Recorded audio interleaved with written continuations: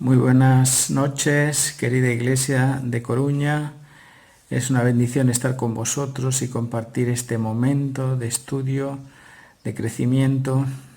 Damos gracias a Dios por ello y queremos hacerlo comenzando con una oración, así que te invito a orar. Amado Padre, Dios nuestro, Señor, te doy gracias por la bendición de este momento, porque podemos abrir tu palabra, Señor, crecer juntos, aprender de la importancia que tienen ciertos asuntos, Señor, para nuestra vida y para nuestra salvación. Señor, quiero pedirte que en esta noche derrames tu espíritu, estés con cada uno de nosotros, Señor, y podamos sentir tu presencia, Señor. Quédate, pues, también con todas las familias que están pasando por dificultades, que quizás por este virus, Señor, por esta pandemia, han perdido la confianza. Señor, queremos pedirte que le devuelvas, Señor, el gozo de tu salvación. Quédate con ellos y quédate con nosotros, en el nombre de Jesús. Amén. Quiero compartir con vosotros esta noche una reflexión en torno a la importancia que tienen las relaciones humanas, la importancia que tiene en la Iglesia que tú y yo nos llevemos bien como un medio para alcanzar la salvación. Está claro que la salvación es personal, está claro que la salvación es por la gracia, por la confianza que depositamos en el garante que es Jesús, pero tenemos una cierta responsabilidad en tanto que seres humanos del hermano que está a nuestro lado. Desde la creación, Satanás vio rápidamente que las relaciones humanas eran un punto fuerte para hacer que el hombre se pareciese, fuese más semejante a Dios. Satanás, cuanto más desfigura la imagen de Dios en nosotros, peor percepción tenemos de lo que Dios es para nosotros. Así que lo que deformó, que fueron las relaciones, en un primer instante, después de que Adán y Eva tomaron de ese árbol prohibido, enseguida se empezaron a deteriorar su relación, empezaron a acusarse el uno al otro y finalmente la acusación se elevó hasta el propio Dios. Es curioso que esto que deformó Satanás también se convierte o es el medio a través del cual nosotros podemos restaurar la imagen de Dios en nosotros. Es a través de la manera en que demostramos cómo nos amamos, en la manera en la que demostramos la unidad que hay entre nosotros, que nosotros anunciamos, proclamamos que tenemos a Cristo en nuestro corazón. Proverbios 27:17 dice el texto que el hierro se afila con el hierro y el amigo se afila con el amigo. Y este texto es maravilloso porque nos indica varias lecciones. La primera es que el hombre no fue creado para estar solo. El hombre se hace hombre en tanto que está en relación con los seres humanos. Es decir, necesitamos al otro para sentirnos imagen de Dios. Y la segunda realidad es que la unidad es un mandato divino. Dios nos pidió desde el primer momento en que permaneciésemos unidos, que no nos separásemos. Satanás, que otro de los nombres que la Biblia le da es diablo, que significa el que arroja, el que crea separación, trabaja especialmente en esa idea. ¿Cómo? Haciéndonos independientes. El ser humano no necesita a nadie, tú lo vas a conseguir tú solo, ¿no? Esta ha sido y es la verdad manchada y torcida que siempre ha tenido Satanás, ser como Dios, independientes de los demás e independientes de Dios. Y lo que trabaja también Satanás es a separar vidas. Trabaja sobre todo, si no puede modificar tu creencia, si no puede tocar esas verdades que has aceptado, lo que sí va a modificar es lo que sucede a tu alrededor. Y entonces empiezas a tener fricciones con el hermano en la iglesia, malentendidos, vas a llegar a tener la sensación de que nadie en la iglesia se preocupa de ti. La palabra de Dios dice que a veces A veces no, siempre, o casi siempre. El mayor perjuicio que se produce en el pueblo de Dios se produce en las relaciones que tenemos dentro de la iglesia. Y no siempre son grandes problemas, no es que uno se golpea físicamente con otro. La mayoría de los casos son situaciones pequeñas, tales que se van acumulando y finalmente, como dice el texto bíblico, son las zorras pequeñas las que destruyen, deterioran, erosionan la unidad dentro de la iglesia. En todas las iglesias y en todas las familias y en todos los grupos sociales suele haber conflictos. Ahora, ¿qué es el conflicto? Y quizás esta es la pregunta que debemos hacernos. Para algunos el conflicto es guerra, es desacuerdo, es violencia, es malentendido, es una disputa. Quizás hay tantas definiciones que sería difícil de dar una clara, pero todos entendemos el concepto. Es básicamente un desacuerdo. Un desacuerdo que se puede llevar al extremo o un desacuerdo que se puede convertir en una oportunidad para mejorar una relación. Sun Tzu escribió hace ya unos años el libro El arte de la guerra. En ese libro él dijo que el conflicto es luz y es sombra, es peligro y es oportunidad, es estabilidad y es cambio, es fortaleza y es debilidad. Es decir, todos los conflictos tienen semillas de crear o de destruir. Y me parece muy interesante porque los conflictos no siempre son necesariamente malos. A veces los conflictos son detonantes que hacen que tú y yo mejoremos nuestra relación con Dios y nuestra relación con nuestros hermanos. Hay tres clases básicamente de conflictos a los cuales el ser humano se enfrenta. El conflicto intrapersonal, que tiene que ver con uno mismo, el interpersonal, que tiene que ver tú con los demás, y el intergrupal, cuando son uno o más personas entre ellas. ¿Cómo generalmente respondemos nosotros ante los conflictos? Si soltásemos un león, por ejemplo, en tu casa, y estás tú con tu familia y sueltas un león hambriento en tu casa, ¿cómo reaccionarías tú? Básicamente dicen que se reacciona de tres maneras. Una es que te quedas paralizado, no te puedes ni mover, el miedo te secuestra y te quedas totalmente congelado. Esa es una reacción. La otra reacción es la de huir, empiezas a correr porque piensas que de alguna manera si corres más rápido que el que te va a atacar llegarás y salvarás tu vida. Y la otra opción que nos queda no es otra que una mejor defensa, es un buen ataque. Y así que, pues si el león tiene garras y dientes, pues tú gritas y te tiras sobre él, ¿no? Básicamente estas son las tres reacciones que tenemos los seres humanos ante el conflicto. O nos quedamos paralizados, es decir, no sabemos qué hacer, es como que, bueno, no sé si es para mí o es por mí, ni tujo ni mujo. Bueno, está mal dicho, ni tujo ni mujo, ni tuje ni muje, como las vacas. No haces nada, básicamente te tiran piedras y te quedas quieto, ¿no? La opción más estandarizada quizás es la de huir. Mira, alguien te dice un día algo en la iglesia y tú huyes de la situación, ¿no? Es como que no quieres tener un conflicto y sales del lugar, ¿no? Y antes de decir nada te callas, te vas a tu casa o te vas al baño y lloras y no entras en ningún tipo de interacción con esa persona. Y finalmente, pues oye, tú me gritas, yo te grito, tú me dices, yo te digo y la cosa se calienta y se pone bastante fea.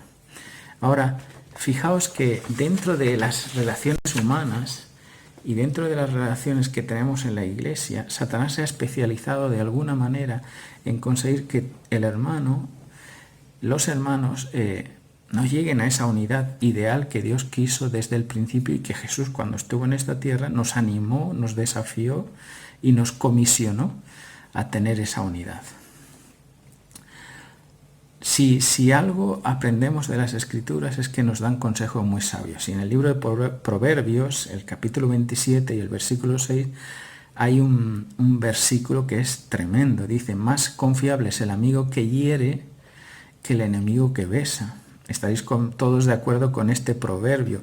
Prefiero un amigo que me dice una cosa y me hace daño, pero me hace crecer, al enemigo que me besa y que por la espalda me clava un puñal. Muchos de nosotros, o todos nosotros, vivimos nuestras relaciones en dos mundos, básicamente. En uno tenemos conexión sin verdad y en otro tenemos verdad sin conexión. ¿Qué quiere decir esto?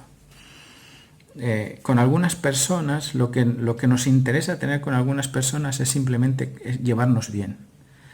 No le voy a decir nunca si está mal, si está actuando mal, si lo que ha decidido está mal, si esa actitud que está tomando puede ser perjudicial. No le digo nada porque lo que me interesa es llevarme bien. Y hay relaciones en las que vivimos en verdad pero sin conexión. En todos los lugares he conocido personas que siempre han estado dispuestas a decir la verdad aunque le cueste la vida. Y eso está bien, pero hay que saber decir la verdad. Dicen la verdad sin ningún tipo de conexión. No le importa que la persona sufra, que llore, que le afecte el sentimiento. No, es que yo le tengo que decir la verdad. Está bien, pero esa verdad no conecta. Y la verdad sin conexión al final no tiene ningún sentido para nosotros. En Juan 1,17 dice la palabra de Dios que la ley vino con Moisés, pero con Jesús vino la gracia y la verdad. Y eso es interesante. La gracia y la verdad, el amor y la verdad. Amar necesita, para amar correctamente necesitas fijar unos límites, porque el amor está lleno de verdad y no todo vale. La verdad y el amor tienen que ir de la mano, tienen que construirse y hay un principio básico y es que las cosas no se arreglan por sí solas. El tiempo no lo cura todo y a pesar de que siempre decimos que el tiempo lo cura todo, a veces no lo cura todo, a veces lo pudre, lo destruye. Una raíz de amargura puede destruir tu vida de tal manera que te inhabilite para el reino de los cielos. Hebreos 12:15 así dice, cuidado que alguno deje de alcanzar la gracia de Dios porque en su corazón se halle alguna raíz de amargura. No podemos crecer sin verdad y mucha conexión. Si tenemos mucha conexión pero no tenemos verdad, hacemos a las personas inmaduras. Si tú nunca corriges, si nunca desafías, si nunca le dices lo que Dios espera, lo que tú esperas de Él, tendrás personas inmaduras. Por el contrario, si tienes mucha verdad pero no tienes conexión, lo que vas a conseguir es hacer personas fanáticas, obsesionadas con los ideales y nunca presentes ni atentos a las realidades que están alrededor suyo. El ideal, dice la palabra de Dios, es el equilibrio. Con Jesús la verdad y la gracia se equilibraron. Se encontraron la paz y la justicia, se besaron. El equilibrio construye personas centradas, personas maduras, cercanas y con criterio, capaces de defender lo que creen sin ofender al que no cree como él. Debemos ser equilibrados. El equilibrado es una persona neutralizadora. Y ser neutralizador no quiere decir que eres una persona neutral, es decir, que no tiene capacidad de decisión ni de posición, porque siempre vas a encontrar personas que te van a desafiar a ponerte de un lado o de otro. Los agentes neutralizadores son aquellas personas que la Biblia les llama agentes de paz. Bienaventurados los pacificadores, porque lo que hacen es neutralizar el conflicto. La mayoría de los conflictos que tenemos los seres humanos dentro de la Iglesia, los creyentes dentro de la Iglesia, viene calibrada o calculada por un acróstico que para algunos es un acróstico que define la realidad del ser humano. A ese acróstico le han llamado CUV, es decir, CUV, capacidad, utilidad y valor. Es decir, cuando la persona no tiene una percepción equilibrada de sus capacidades, de lo que puede lograr, de lo que puede alcanzar, de lo que es capaz de hacer y decir, cuando una persona no tiene el sentimiento de utilidad, no sabe ni para qué ni por qué está en la iglesia, si no se siente valioso, que no tiene valor alguno, cuando tú tienes esos rangos en niveles bajos, es generalmente cuando somos más sensibles a que cualquier cosa perfore nuestra delicada piel. Cuanto más elevado tengamos ese porcentaje Q, mucho más preparados estaremos para sobrellevar el conflicto, superar el conflicto y además crecer. Cuando tienes ese Q bajo, los sentimientos producen más erosión en nuestra alma y perdemos a veces el control sobre nuestras emociones. Se anula completamente. Lo que tenemos es un asalto emocional. Hubo algunas personas que escribieron ya sobre este concepto del asalto emocional. Daniel Goleman es uno de ellos, en los cuales habla de que el cerebro tiene una parte del cerebro, cerca del hipotálamo, que le llaman cerebro reptiliano. Normalmente nosotros cuando pasa algo lo cribamos a través del prefrontal, pero hay un recorrido más cercano que es a través de la amígdala o del cerebro reptiliano, que simplemente reacciona. Se le llama reptiliano o primitivo porque realmente es reactivo más que dé respuestas, ¿no? Entonces, estas personas que tienen el índice Q bajo, lo que van a hacer es que enseguida van a ser secuestrados por las emociones, por el cerebro reptiliano. No filtra, no criba, no interpreta lo que ha pasado y se sienten heridas.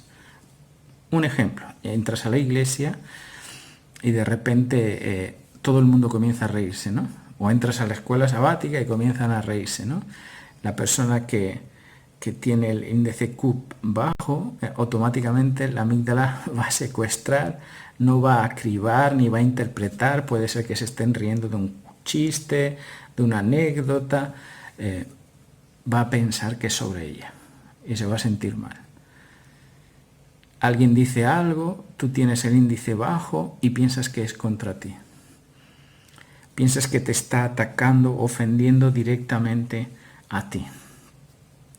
Pero la palabra de Dios nos anima a, de alguna manera, ser capaces de superar ese secuestro emocional.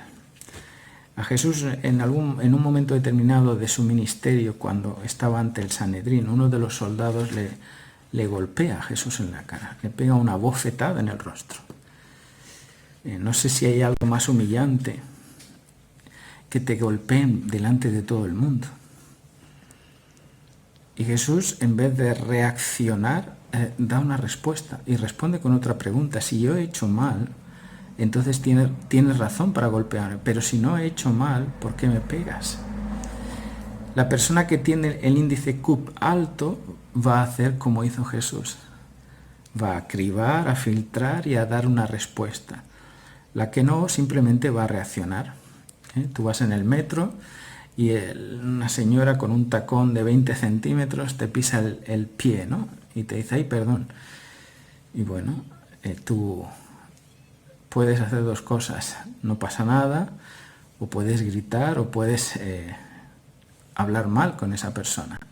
Pero cuando te lo hace una segunda vez y te vuelve a decir perdón, la cosa cambia. Y cuando te lo hace una tercera vez, la cosa ya casi está llegando a su límite. Sin embargo, la palabra de Dios nos da un consejo extraordinario. En 1 Corintios 13 y el versículo 6 al 7, bueno, el capítulo 13, esa primera parte del capítulo 13 es una bendición, es una exaltación del verdadero principio o de la esencia del carácter de Dios, que Dios es amor. Dice que el amor no se deleita en el mal, no se goza en ver las cosas malas, sino que se regocija en la verdad. Todo lo cree, todo lo espera, todo lo sufre, es paciente, es creído hasta el final. Ahora, la palabra de Dios nos dice que hay dos maneras que los seres humanos normalmente nos hacemos daño. Unas a veces de manera consciente y otras veces de manera inconsciente. Y en Números 15, del 27 al 31, no lo vamos a leer, pero lo puedes leer en tu casa, del 27 al 31 de Números 15, habla de esto. Dice, cuando alguien te daña, te hace un daño sin darse cuenta, dice, lo que tiene que hacer es al sacerdote ofrecer sacrificio y el perdón se le dará a esa persona. Pero si ha sido a través de algo consciente, dice, cargará con la culpa y será expulsado de la comunidad. Es interesante porque la mayoría de las veces que tenemos problemas dentro de la iglesia, a veces no, la mayoría de las veces son situaciones inconscientes. Hay alguien que hace algo, tú estás en una condición baja y de repente lo interpretas como algo que es personal para ti. Lucas 23, 34, cuando Jesús está clavándole en la cruz literalmente, Jesús nos da una lección a nosotros. Y dice, perdona porque no saben lo que hacen.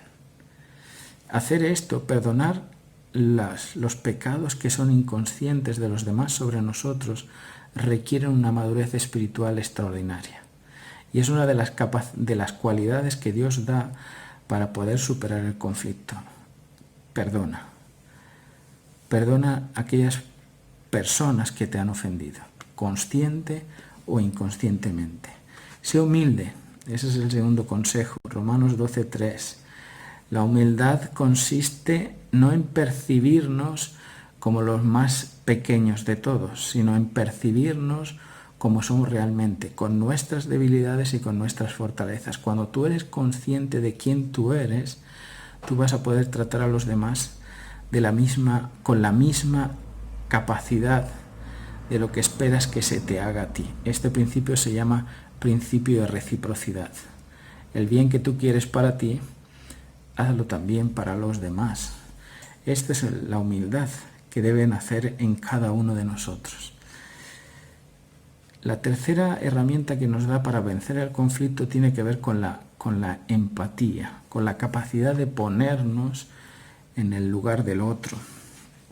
Si tuviésemos un rango, una línea en la cual en la línea central fuese el rango medio o normal o natural, en esa línea tendríamos la simpatía. Generalmente conocemos o no conocemos a las personas, queremos ser simpáticos. Esta sería lo más correcto. La simpatía permite oír a los demás, escuchar, aceptar y valorar lo que nos dice.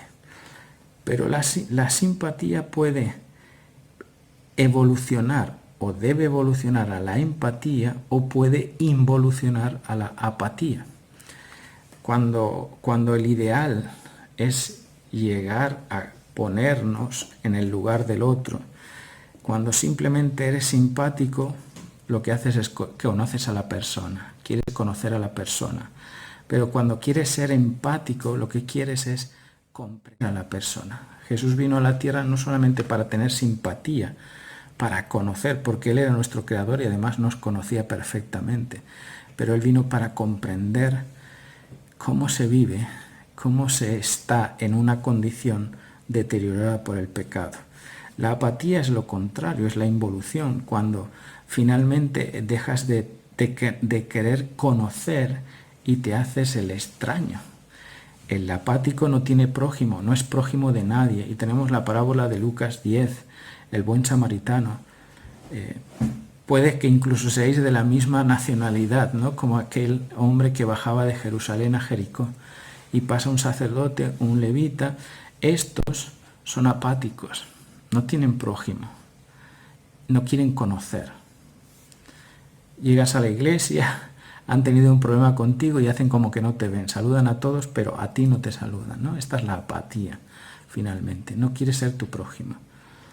¿Cómo pasar de la apatía a la simpatía y a la empatía? Porque no puedes pasar de la apatía total a la empatía. Hay un proceso. Lo primero es llegar a conocer. Tienes que conocer a la persona. Tienes que ganarte la confianza. Es más, no debemos conformarnos con ser hermanos en la iglesia. Debemos desafiarnos a llegar a ser amigos. Y esto tiene una cierta profundidad. Hay amigos que son más que hermanos. Y esto es lo que la palabra de Dios espera de ti y de mí. Que lleguemos a ser amigos más que hermanos. Y el último consejo que quizás podíamos darnos a grandes rasgos sobre este concepto de solucionar el conflicto es que debemos orar. Al orar compartimos el cielo, el mismo Padre, el mismo Salvador, la misma promesa y la misma esperanza. Esto es increíble. Cuando tú oras y tu enemigo ora, o quizás cuando tú estás orando por el problema que estás teniendo con cierta persona en la iglesia, ten presente esto, que al Dios al que tú oras, la promesa que tú esperas, la bendición que tú quieres, también la quiere la otra persona. Y eso nos hace iguales delante de Dios y candidatos al reino de los cielos. Orar nos predispone al encuentro, nos predispone a ser todos hijos, literalmente, de un mismo Padre, y nos hace hermanos, con un hermano mayor, que ejemplo nos ha dado. Juan 13:34 dice: amaos de la misma manera que yo os he amado. Y esta condición no tiene vuelta de hoja. Ama de la misma manera que Dios ha amado. ¿Y cómo ha amado Dios? Hasta morir, a dar la vida por aquellos que ama.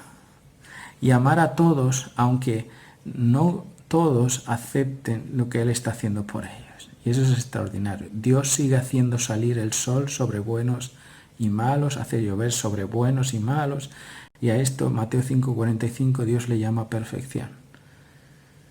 Lucas 6:36, sed pues misericordiosos, como vuestro Padre que está en el cielo es misericordioso. Termino con una oración que Jesús hizo para ti y para mí, con una oración que Jesús hizo de manera especial para que tú y yo estuviésemos unidos. A pesar de que el conflicto esté en medio de nosotros, que vivamos en un mundo de conflicto, que estemos afectados, moldeados incluso a veces por el conflicto, que seamos capaces de superarlo y que seamos capaces en el nombre de Jesús de llegar al ideal que Dios siempre quiso para ti y para mí, y es que fuésemos uno. En Juan 17:22-23, Jesús dice en el texto, dice: y yo les he dado la gloria que me distes. Es interesante. ¿Cuál fue esa gloria que Dios nos ha dado? Dice: yo les he dado la gloria que tú me distes. ¿Y qué gloria fue esa? Y ahora lo va a decir el texto. Para que sean uno, así como nosotros somos uno. Es extraordinario ese texto. La gloria que Dios quiso mostrar a través del Hijo aquí en la tierra es que el Padre y el Hijo son uno. Que el Padre y el Hijo tienen unidad. Y la unidad dentro de la diversidad. Unidad no quiere decir que seamos uniformes, todos iguales, pensemos todos iguales, hablemos todos iguales. Dice que tengamos un mismo propósito, que seamos uno, como el Padre y como Jesús es uno. Ahora bien, hace más de 2000 años Jesús hizo esa oración, que sean uno, como tú y yo somos uno. A la fecha de hoy, todavía no sé si podemos decir que somos uno. Satanás sabe que el día que el pueblo de Dios llegue a ser uno, reflejando perfectamente el carácter de Dios en esta tierra, y la Biblia te dice que el carácter de Dios es el amor, y quien no ama no conoce a Dios, porque Dios es amor. Esa es la esencia del carácter de Dios.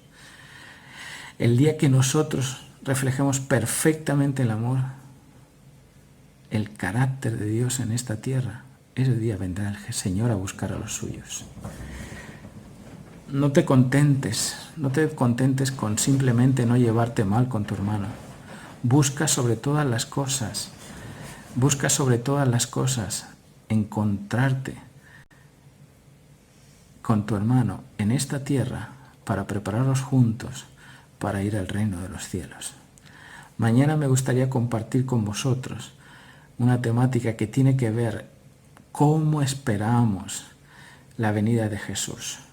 Principios de relación mientras tú y yo esperamos la venida de Jesús. Espero verte mañana y espero que el Señor haga ese milagro en ti y en mí, de llegar a ser un día no muy lejano, llegar a ser uno, para que Dios sea uno también con nosotros.